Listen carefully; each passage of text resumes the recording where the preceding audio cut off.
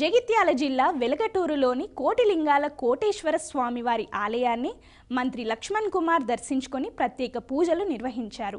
2027లో జరిగే గోదావరి పుష్కరాలకు ప్రభుత్వం 117 కోట్ల ప్రత్యేక నిధులు కేటాయించి ముందస్తు ప్రణాళికలను తయారు చేసిందని మంత్రి లక్ష్మణ్ కుమార్ తెలిపారు.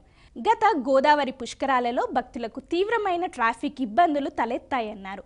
రాబోయే పుష్కరాలకు భక్తులకు ఎలాంటి ఇబ్బందులు కలగకుండా ముందస్తు ప్రణాళికలతో ప్రభుత్వం అన్ని చర్యలు చేపట్టినట్లు మంత్రి లక్ష్మణ్ కుమార్ తెలిపారు.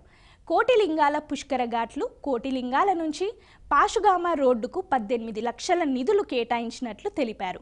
ధర్మపురి శ్రీ ఉగ్రలక్ష్మీ నరసింహస్వామి వెలగటూరు మండలం కోటిలింగాల కోటేశ్వర స్వామి ఆలయ పునరుద్ధరణకు మొత్తం 20 కోట్లు కేటాయించినట్లు మంత్రి తెలిపారు. రేపు రాబోయే గోదావరి పుష్కరాల్లో భాగంగా గౌరవ ముఖ్యమంత్రి గారు పెద్దల రేవంత్ రెడ్డి గారు ఒక సంవత్సరాల క్రితమే ధర్మపురి నియోజకవర్గం, ధర్మపురి లక్ష్మణస్వామి దైవక్షేత్రం, ఈ కోటేశ్వర స్వామి కోటిలింగాల దైవక్షేత్రం తీరానున్నటువంటి ఈ గోదావరి పుష్కరిణికి సుమారు 117 కోట్ల రూపాయల నిధులు కేటాయించడం జరిగింది. జూలై 27 పుష్కరాలకు ప్రజలకు ఎవరికి ఇబ్బంది జరగకుండా ముందస్తుగానే రోడ్లు కానీ, పుష్కర్ ఘాట్స్ కానీ, అదేవిధంగా చేంజింగ్ రూమ్స్ కానీ, ఇంకా రోడ్ల విషయంలో కానీ ప్రత్యేకంగా దృష్టి పెట్టి నిధులు కేటాయించిన విషయాన్ని కూడా ఈ సందర్భంగా మీడియా ద్వారా తెలియజేసుకుంటూ